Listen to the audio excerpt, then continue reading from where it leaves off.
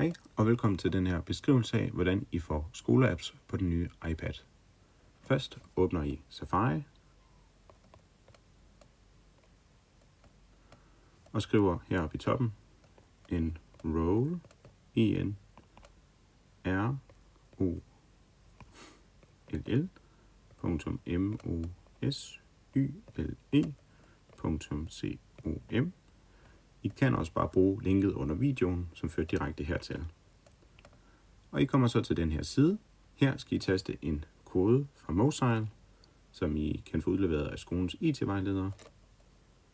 Den skriver jeg så ind her. Og dette er en kode, som knytter Mosyle til iPad'en.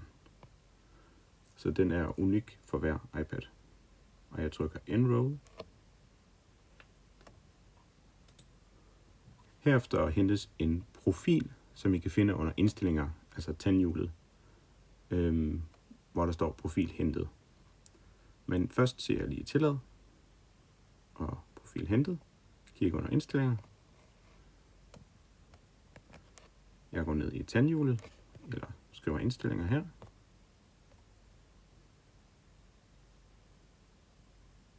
Og går under generelt. Og jeg går helt ned og finder den, der hedder VPN og administration af enhed. Og så nu, der er hentet en profil, som hedder Mosyle Corporation.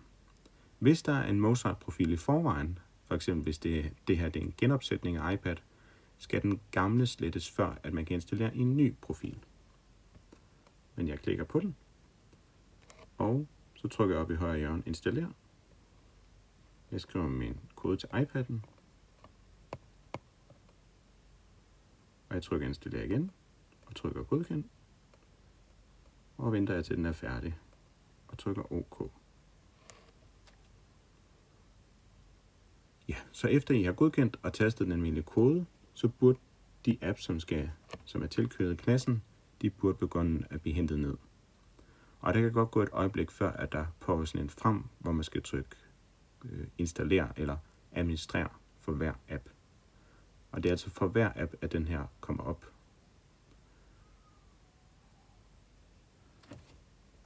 Og vi venter lige til, at der kommer noget op. Der kan nogle gange godt gå et lille øjeblik. Men altså, henter profilen inden fra hjemmesiden her. Gå ned i indstillinger, under generelt, under VPN administration af enhed, under Mosyle Corporation, og trykker installere på den. Og har man gjort det rigtigt, så burde der komme sådan en op, der siger godkend og installere.